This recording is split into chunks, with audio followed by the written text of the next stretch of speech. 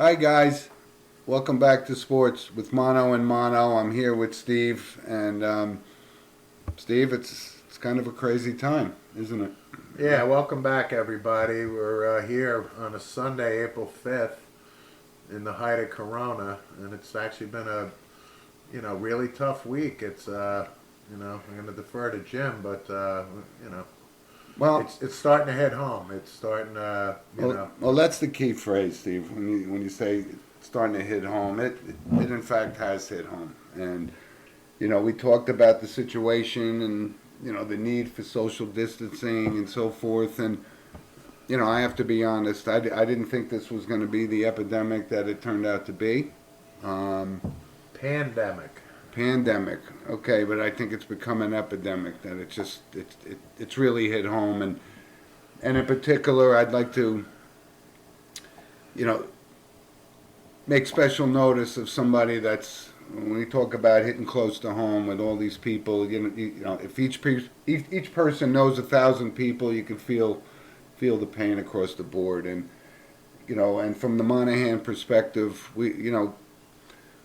my nephew's, one of his best friends, just lost his mother, Diane Thompson, and I had the privilege of speaking with Diane and her husband at, around Christmas time, and she was just excited to be a grandmother, and it was coming up, and that event happened a few weeks ago, and she passed away. And when you say it hits home, this really hits home because really nice people like that getting taken away from us on such short notice is it's traumatizing. And Steve, like you said, why don't we offer a five second moment of silence for Diane Thompson and her family and my nephew, who's this hit hard too. Yeah, our So. nephew Thomas.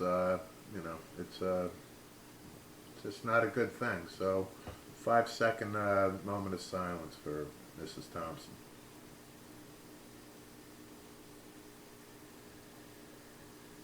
Well, thanks everybody for that because, like I said, there's a lot of other people across our area that are being affected by this, and it's when Steve and I we do this talk show because we love to talk about sports, and it kind of minimizes that, and hopefully we get back to normal. But certain things will never get back to normal for people that we know, and like I said, we just send our best wishes to the Thompson family.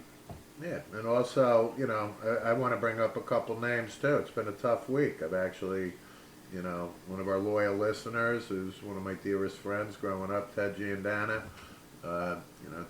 Ted texted me yesterday, and I'm very close to his family growing up, and Ted has sisters, and his youngest sister, Joan Marie. If I remember correctly, Joan Marie is a nurse. And Joe Marie is recovering. I think hopefully she'll be okay. She's quarantined, so uh, you know, Ted, please extend our best wishes to Joan Marie.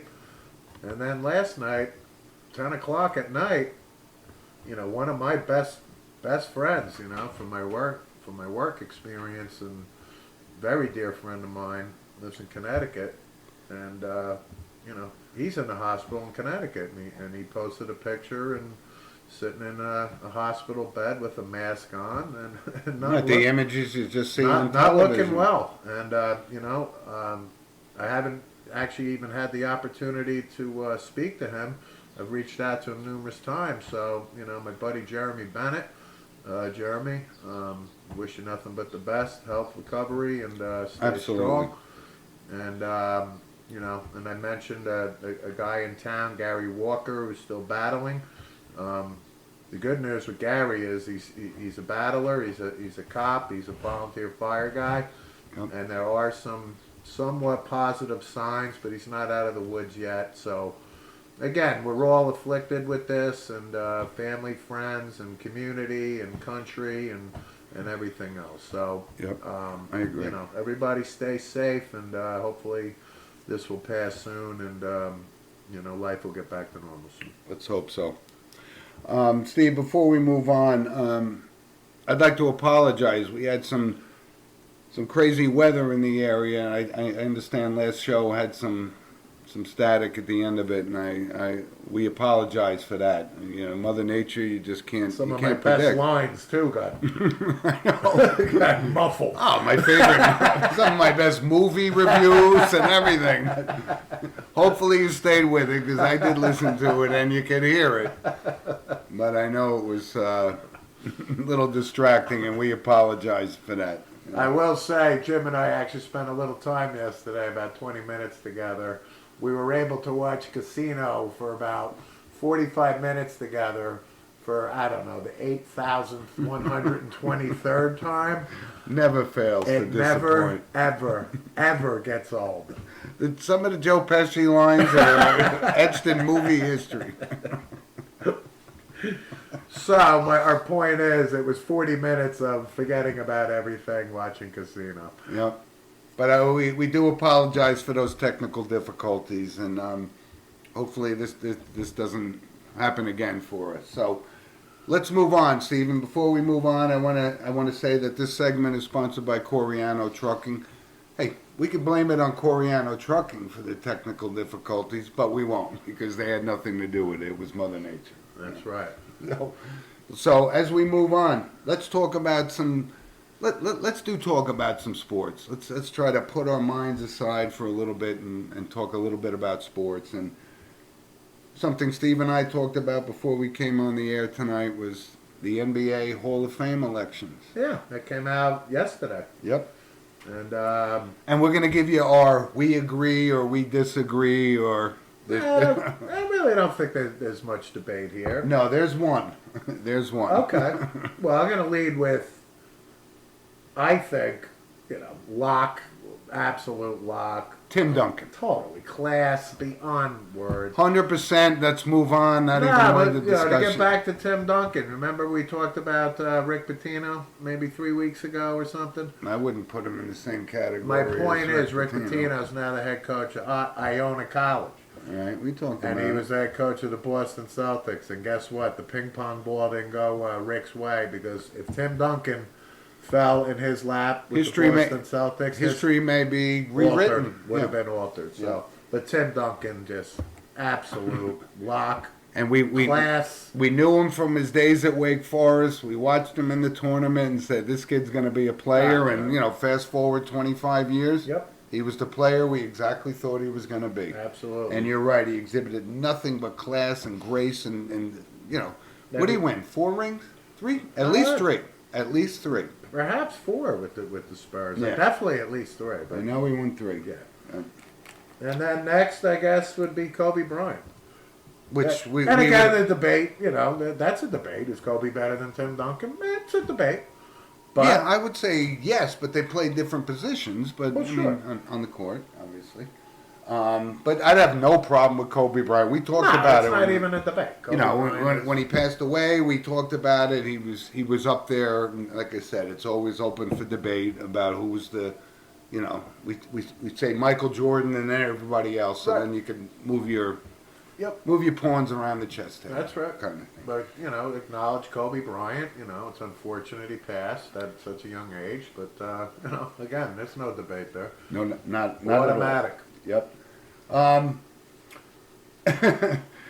There is a couple that I wanted to throw out there, and one, Steve and I remember this from a very almost horrifying incident on an NBA court. I don't know that we've ever seen something as vicious. Was the Rudy Tomjanovich and Kermit Washington scenario, and Down goes Tomjanovich. no, down would have went King Anybody. Kong. Absolutely. It was one of them, and you know The what? biggest sucker punch in all of sucker punches. And I just don't even know that he knew he was behind there. He was just throwing it. I almost don't want to give Kermit Washington a pass, but I don't think it was intent. I don't think so either. I don't think Kermit Washington anticipated the impact of that punch on Rudy Tomjanovich. But at the time, Rudy Tomjanovich was an NBA All-Star. He was on the Houston Rockets. He was, Yep. probably averaged 21, 22 a game.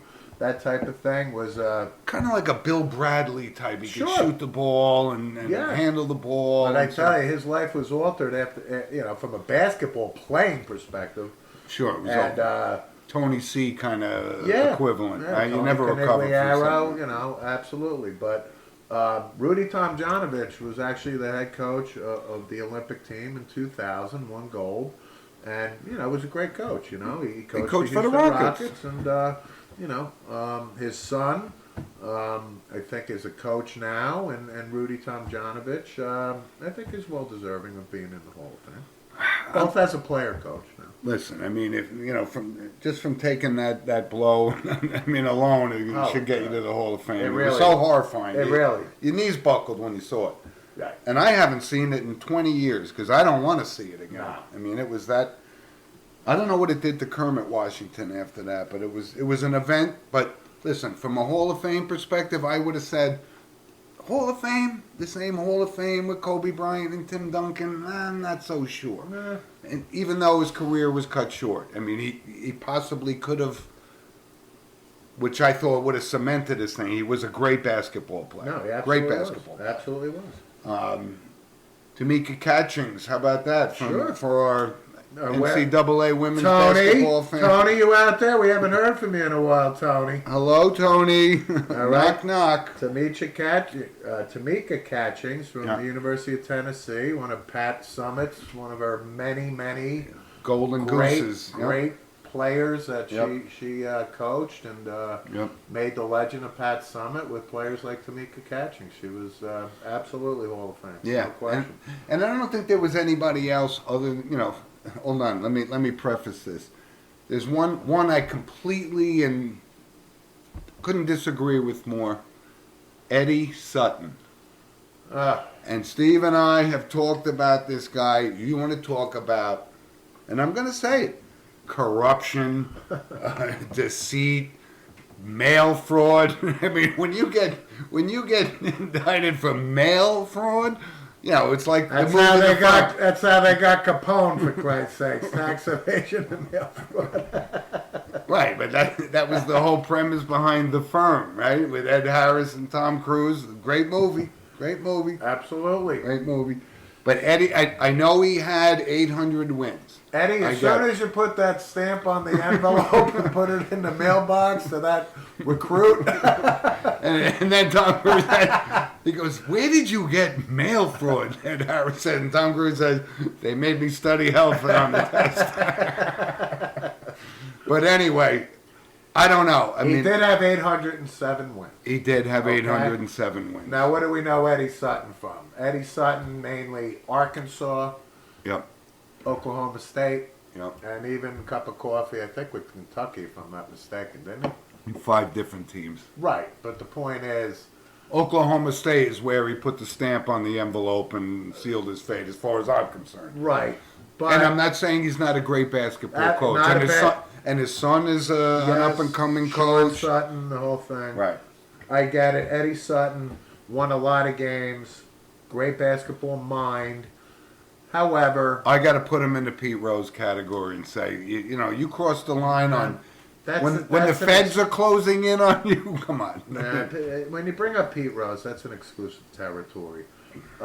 Eddie Sutton, again, this is the NCAA. We're talking about lots of guys. But no, Even currently, listen, Bruce Pearl, right, is the coach at Auburn now, second champ. Calvin Sampson is the head coach at I get- Houston, who is probably the dirtiest I know. coach. But what we're talking about is the Hall of Fame. I This is get the it. Naismith Hall of Fame. I don't think there's an NBA and a college Hall of Fame. I think there's a Hall of Fame.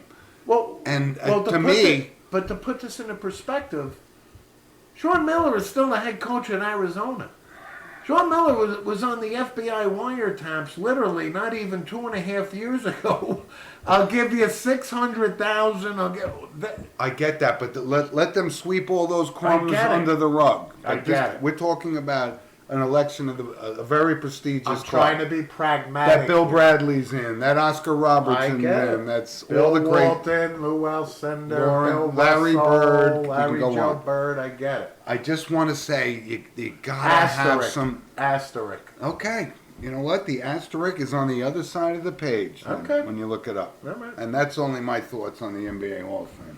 And then another woman that's very deserving is I think she's still the current coach at Baylor, Kim Mulkey. Yep. She's great resume and a lot of years coaching women's basketball And that was pretty cool when she got elected. They did a drive-by, celebration as she stood on her front porch, acquiescing to the social distancing guidelines and so forth. It was pretty cool. She's a great coach, and I can't remember. I know she got to the Final Four. She did win it with them, right? Did Baylor win it that she year? had it with Brittany Grenier, years ago.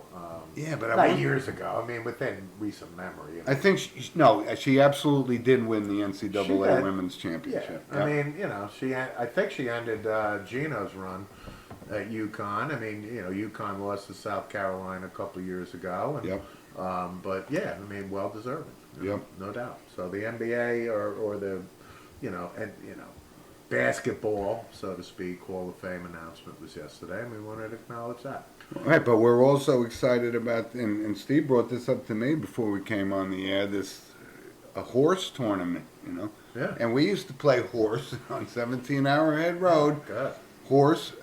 I don't know why they came up with that particular word. We used to play out, right? So if we only had 10 minutes before dinner, right, we would play out, 3 letters instead of 5. Oh my God. Right? And we would call, if you banked it in, you didn't call it, that kind of stuff. But do I really want to see this happen virtually? I mean, this whole virtual thing has gotten crazy. Am I watching it? I am absolutely not watching. Of course we're I not only watching. enjoy playing horse when I'm playing horse. And trust me, I've won a lot more in horse than I've lost in horse. I You can tell beat you me that. every time. I'm not sure I ever had a winning horse.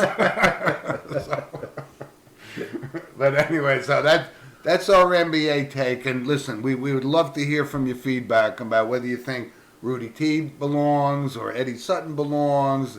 I don't think we'll get anything that says Tim Duncan doesn't belong. No, or Kobe Bryant. Right. I mean, there were some other names, but Yeah, to be honest, contributors or contributors, whatever. that type of thing. So But when we talk about players, but I did see it about next year's nominees will be guys. Okay, and this is another conversation. Chris Webber, Hall of Fame? No, not after that timeout. not on Paul. this show. And who else was up there? Chris Bosh. And I know he's getting in. He was an 11-time All-Star, but I'm saying I don't see him in the vein of Larry Bird, that kind of thing. You know what? I think Chris Bosh. I could actually make a case for Chris Bosh. Well, his numbers indicate he's got to go, and that's the sign of the Yeah. times. But what? He's actually a good guy too. He's not. He had. No, he's an absolute good guy. His career was kind of cut short with some health issues. we're just talking about performance and But numbers. if you're asking me, our 5-second rule type of thing, I wouldn't have a problem. I would say Chris Bosh. Right. But Chris Webber, I'd say I don't think so. I Certainly not don't in the think so. NBA. I mean, and there was one other one, but I can't remember who it is. But we're gonna. We'll see next year's class. Yeah, we'll be talking about it next year. When ESPN picks us up and we doing our show, you can call in. Absolutely, absolutely. But like I said, please send us an email at sportswithmonoandmono@gmail.com. We'd love to hear what you think. You bet. So, Steve, let's move on to the NFL. And again, right, the NFL is in a state of flux like every other major sport and so forth. But I did want to say, we've been watching some old-time footage. And I just mentioned, I saw some footage of Jim Brown. I don't remember the show. I think it was ESPN that I had never seen before. And when we talk about the greatest players of all time, he's certainly on our list. Yeah. You can't say 3 names and not have Jim Brown in one of them, Yep. regardless of what we think of him off the Regardless field. of position. Right. Unbelievable. It was like like 30 different runs that he must have gotten 60 yards or 40 yards or more each time. Right. He was an amazing running back. No, there's in no the question NFL. about it. I mean, I think Jim Brown to me is number one on my list. I can't put him any lower than that. To Right. be quite honest. I And mean, then again, you can break it down by position all you want. You know, even on the show when we did who you saw, what's the gray, who beep bop boop bop beep bop. You know, I said, Lawrence Taylor was probably the greatest player. well, that's who I told you was. Well, that's what I said Yep. too. But I'm trying to be objective here. Like, overall, again, the guy retired at 29, 13,000 plus yards. Jim Brown. And to your point, if you saw footage that you really haven't seen before, He I would appreciated imagine it even I more. would imagine the footage was more ridiculous than you could even imagine. Right. And I saw again, and I wanted to bring this up when we were talking about my favorite running back that I ever saw was Earl Campbell. Right. Right. We talked about it, and Jim Wall sent us a picture of his Yep. Texas Burnt orange. Yeah, it was unbelievable. But I saw that play, which I always said was one of my favorite plays ever. It was a Monday night football game against the Dolphins, and Earl Campbell runs around the corner, and there's 3 Dolphins got the angle on him, and he just blows by them like a freight train. One of my favorite highlights of all time. And it was actually with they were doing a show with Dan Pastorini, and you wouldn't pick Dan Pastorini if you bumped into him at the post office You last know what's week. so funny? I would. You know why? Because yesterday there was a run of these Peyton Places on ESPN. That's maybe where I saw it. And Yeah. actually, he was with Dan Pastorini on one of them. Now listen. It was Dan Pastorini, Mike Renfro, and one other guy. Well, the segment I saw with Pastorini. Elvin Bethea. That's Okay. who it was. But the segment I saw was the Steelers crushing him, right? In the Astrodome. Steve Furness. Remember Steve Furness? Oh, on absolutely. the Pittsburgh Steelers. Who, underrated because of Mean Joe and I think Ernie there's and another Dwight story about and Steve L.C. Furness. Greenwood, right?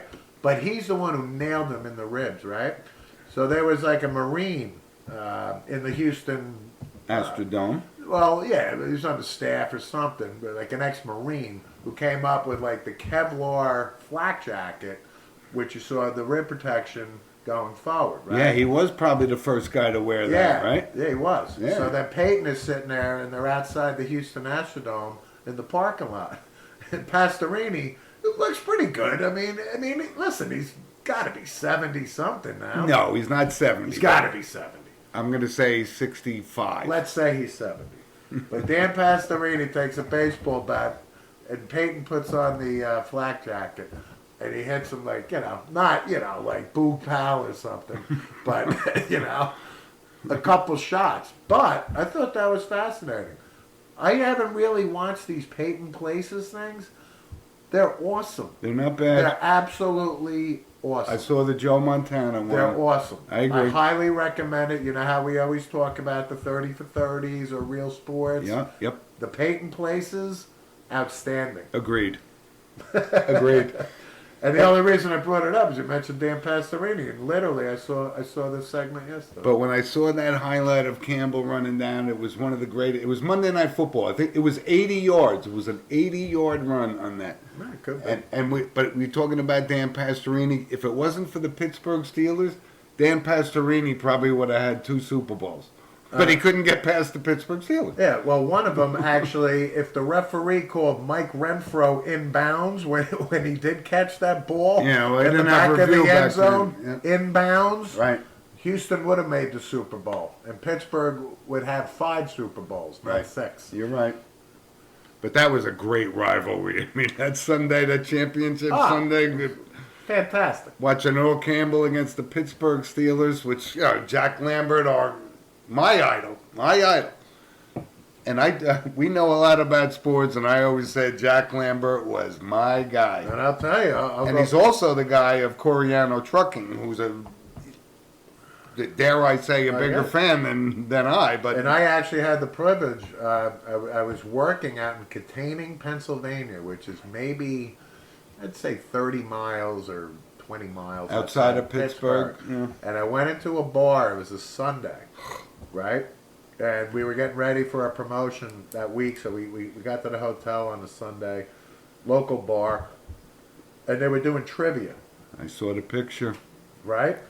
And people know I'm pretty good at trivia. But anyway, I'm in this bar, and now Jack Lambert had been retired, I'm going to guess at least 5 years, maybe longer. Probably retired in what, 88? But his 89? passion was like fish and game. Like, Big time. Right? Like, you know, Outdoorsy guy. nature and that thing. So, you know, Jack Lambert, and he lost all the weight, you know, so he looked like your average Joe. Well, he only played at 215 pounds. I get that.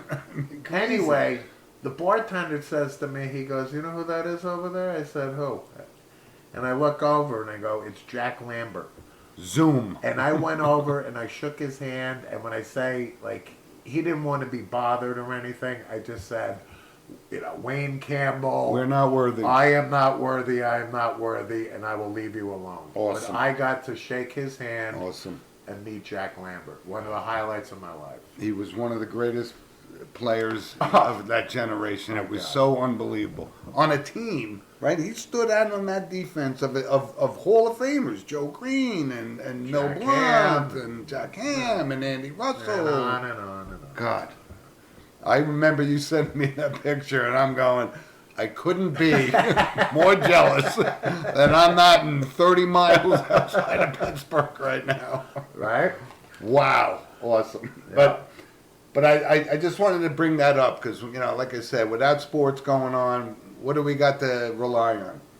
History, History. right? Things that happen, things that we watched Right. every time it was on. Absolutely. Great stuff. Great stuff. So listen, you know, without sports, you know, what's our alternative, right? Television, right? Overall, if you said, here's television, and, you know, 98% of it is garbage, but when you see highlights of sports and so forth, and, you know, we covered the stone skimming and the cornhole championships, and I saw this thing the other day. It was some guy won an Indy car race, a virtual race. I mean, how crooked can that possibly be? Is that something we've come to? How would you and I win in a virtual race? We wouldn't. Right. Wouldn't that? Because we wouldn't be involved. I know, but people are going, oh my God, you know, he won his first Indy race. I'm like, come on, virtually? You got to be on there. Which leads me to this funny thing that we're talking about old highlights. There was I think it was an E60 or 30 for 30. Remember the first female racer that we remember in IndyCar? Who was it? Janet Guthrie. Janet Guthrie. Come on. Right? As good looking as Eleanor Roosevelt, right? Yeah. Which is the worst compliment you Oh could my ever God. give anybody. Mr. Ed. You ought to see her now. I mean, Excuse me, Nancy Culp from the Beverly Hillbillies. exactly. Hello, Chief. Hello, Chief. Anyway, but this was actually a good documentary. I mean, we actually used to watch some of this IndyCar stuff. Not like we were religious in watching football. Right, and so when the Indy wasn't on, then we'd switch to drag racing with a little Shirley Muldowney. or Big Daddy Don Garlitz. Who's bigger than him? And we forgot to bring that up, right? Right. Female Shirley Cha-Cha Muldowney, of course. And now we've morphed into Danica Patrick, you know. So is Aaron Rodgers, apparently. Is that right? Rumor has it. Yeah, vroom, vroom. But that's kind of stuff that we used to watch. We used to watch that stuff, and this was a pretty good thing. I mean, Janet Guthrie's got to be 72. Oh, God. Looks 93. Right, she's got to look like Estelle Getty from the Golden Girls. Right. for Christ's sakes. But when we talk about sports, that was sports, and she was a figure. Sure was. You know, it was something that it was never happened before, and she's kind But of to a your pioneer. point, this is the Stone Ages we're living in right now. We got nothing. I know. We got nothing. Right? We got nothing. What we do have, is the segue, is what I think is probably going to be the biggest ratings bonanza since Roots Do tell. is the NFL draft. Even though it's not going to take place live in Vegas, where I think it was scheduled to this year, It's virtual. it doesn't matter. It doesn't matter. You're going to have Shefty, you're going to have McShay, you're going to Yep. have Kuiper, you're going to have, right? Yep. Wingo, and all of them. Sitting right? in their living room like they were sitting It in the. doesn't matter. This is going to break records for. This is going to be Super Bowl ratings. Why? Because there's nothing else going on. Right. Nothing. Yep. And you could draft players from home, or they Why just couldn't don't you? get to show up in their strawberry colored suits. Doesn't mean and, they you know, can't wear that in their living room with a cameraman there. You know what? You're right. No, totally. What, are you Probably kidding? Gucci and all these other guys will be, hey, sit at home with my $8,000 sweatsuit, which is ridiculous looking. But Absolutely. You're right. Exactly. And I don't think it changes the dynamics of the teams, right? They're all doing their homework right now. They're all sitting in the there. only difference is it's not. They're walking up to this. It's the same premise. You're right. Okay. It's not like it's a no game different not than playing. Pete Rozelle monitoring the first NFL draft or Yeah. whatever. Yeah. With the sixth selection, the Dallas Cowboys select, Jethro Pugh out of, The Giants select quarterback Phil Simms. I'm from going. Moorhead State. Excuse me, Pete. Right? You're right. But I really think it's going to be a ratings bonanza. And then before the show, you and I kind of talked about, so there's still some free agents out there. Okay. And let me preface this. Best available. Is this where you're going here? Well, you know what? I poo-pooed you a couple weeks ago, and I may even poo-pooed it on the show. I go, Cam Newton in New England? I go, are you crazy? And the more I'm thinking about it, You're not ruling it out. I'm not ruling it out, not as a long-term thing. I'm just saying course as a not. transitional, that I can see Belichick, because I actually read some quotes of Belichick saying, you know what? This guy, everybody knows I despise Cam Newton, okay? More from a character standpoint, from the laptop at Florida and on and on and Auburn. on. Auburn. No, yeah, Florida, then Auburn. Right. He transferred to Auburn. Right, but He got thrown out of Florida. we learned to dislike him at Auburn. With his father, But my point is, I can actually see this as a bridge for a year till New England says, okay, well, who's the guy? Is it Jared Stidham? Not yet. Not yet, obviously. Or is there a quarterback that they could trade for, whatever? Or, again, New England. But Maybe New England goes, hey, I love Herbert. Maybe they, I know, but you can't put But your. that's what the your draft's about. It's all about the speculation. And guess what?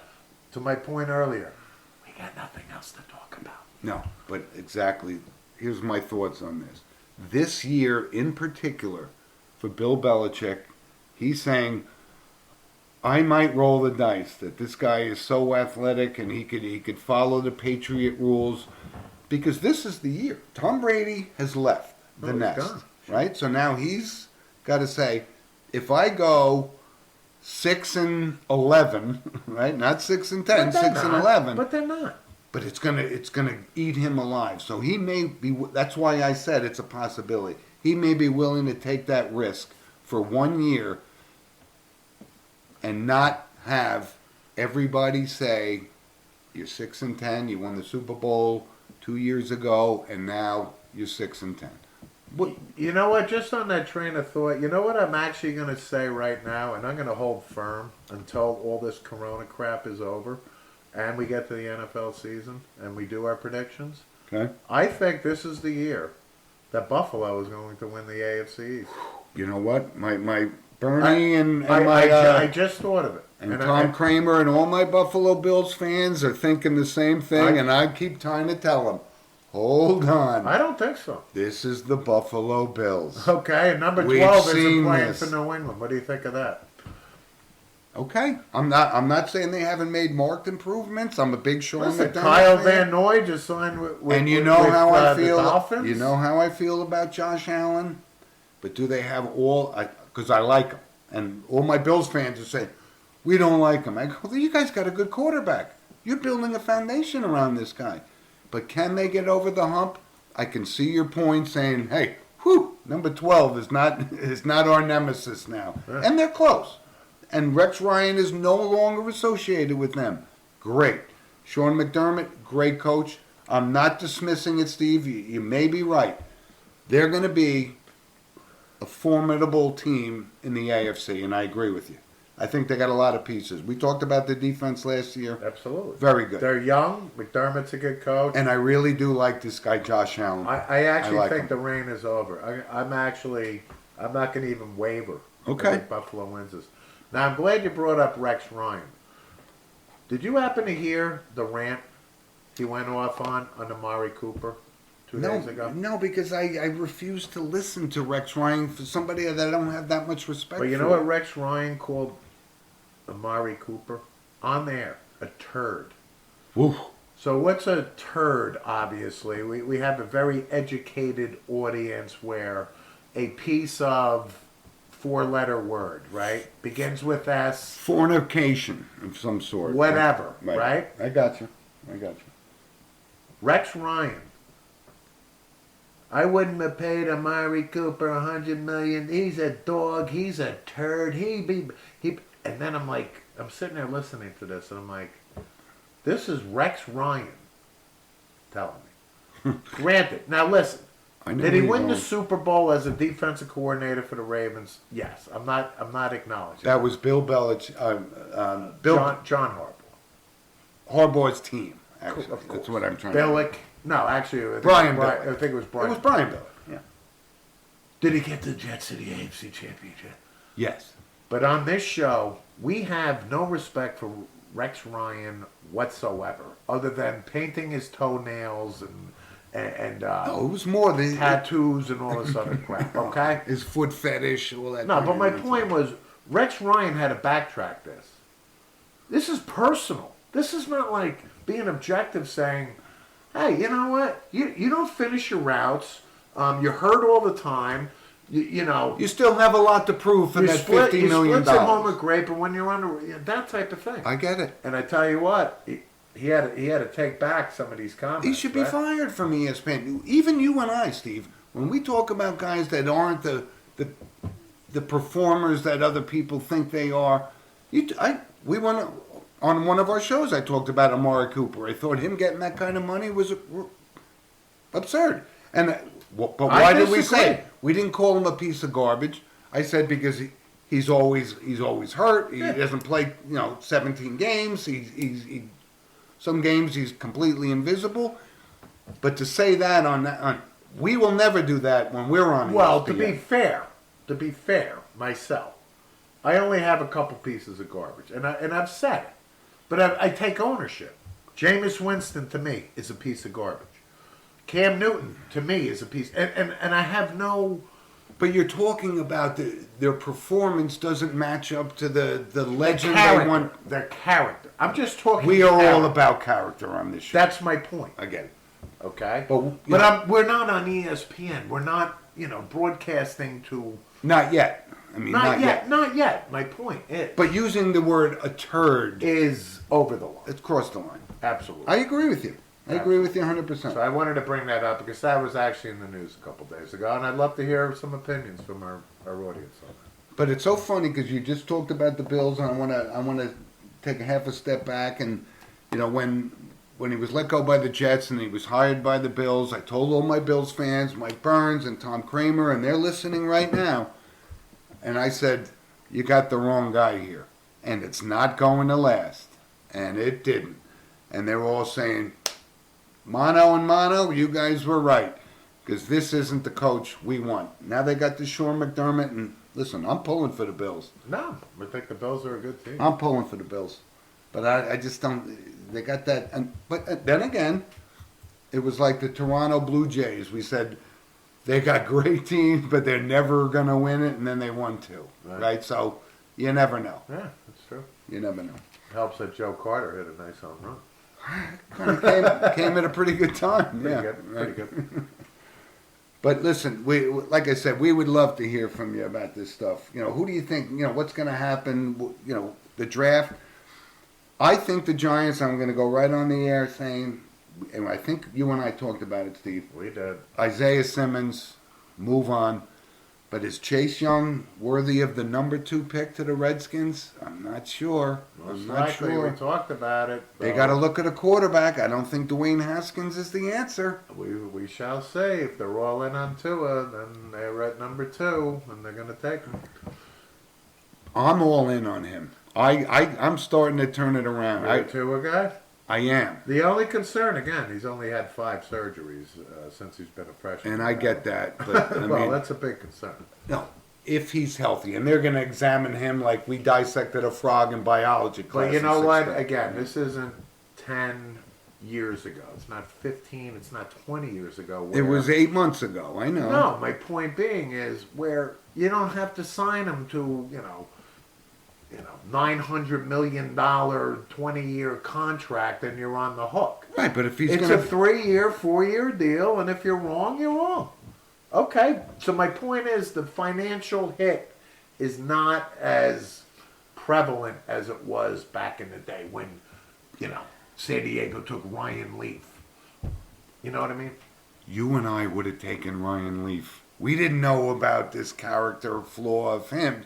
We watched him in the Rose Bowl We and wouldn't go, take Ryan Leaf over Peyton Manning. I think you need to specify of that. course not. But listen, everybody missed. That's what a bust is. When the Of Mandarich, course. the Leaf, the whole thing. Andre Bruce and on, of course. That was a good one. Yeah. Andre Bruce. But again, my point is, if the Redskins feel that Tua is their guy, it's not such a financial hit. No, that I'm not saying the Redskins. I think they're going Chase Young, and I think that's how it's going to be. I do. I'm saying Tua to the Dolphins. I think that could revitalize It's that Tua franchise. or Herbert, depending who they like. Right, and I've been a Herbert fan since last year, but he didn't come out. He stayed in school, and I'm looking forward to it. But okay, you and I and our brother Thomas will be texting back and forth on draft night as if we were Okay. sitting in Las Vegas, front row, talking to Gil Brandt. Okay. Right. You got it. So listen, this segment was sponsored by Lynch Motors of Manchester, Connecticut, and we thank them. And I know they're all feeling the the angst of Tom Brady leaving their beloved Patriots, but we shall conquer on. But Too bad. but if you want a Toyota, you go to Lynch Motors. That's right. And listen, before we sign off, we do our notable passings, We do. right? And I think last week was Jimmy Wynn and so forth. Yeah. And some, but there are Curly Neal last week. Curly Neal, yeah. The Rodney Allen Rippey reference. Jim Walsh, thank you. Spot on as always, Mr. Walsh. Talking about Abbott and Costello on Sunday morning. Did we not live and die to watch Abbott and Costello movies at 11:30? Get home from church. But listen, our notable passings this weekend, not from the sports world, from the entertainment world and the music world. Bill Withers Ain't no sunshine when she's gone. and Lean on Me. I mean, big star. Just the two of us. I don't know about that, but Yes. he wrote it. Totally. Well, I don't think he performed it. I don't think that was. Just the two of us. I remember him as Lean on Me, but he Fine, but Bill Withers was an icon of music and absolutely absolute notable passing. big time songwriter. Totally. Did more behind the scenes than he did in front of the camera. Absolutely. Bill Withers is. And I was absolute just notable telling passing. Steve, I saw him on Saturday Night Live from, I think it was probably 78, 79. I mean, going way, way back. Okay. Big loss for the music industry. No question. But Steve, you brought one up, which I didn't hear about until... No, it came out, I think late last night or early this morning, but, I'm 55 and you're slightly older, but Tom Dempsey, right? New Orleans Saints, 1970, the NFL record for field goal, 63 yards. Yep. He was born without toes on his right foot. And you know what? the record lasted for forever. Until And then right. Jason Elam tied it in Denver. Now wait, a footnote. Okay. Denver, Mile High. Right. And you know who broke it? Denver, Mile High. 64 yards. Yeah, it Michael was, Prater. nobody would get that. Michael Prater. So, Right. but Tom Dempsey was suffering from Alzheimer's. He was in a nursing home. 73, we made the joke. Tom Dempsey looked like he was what, 68. 68 and a half when he kicked his field goal in With his half 1970? a Herman Munster foot. Right, with his little brother Billy Kilmer, who looked like he was only 62 as quarterback of the Saints. Yes.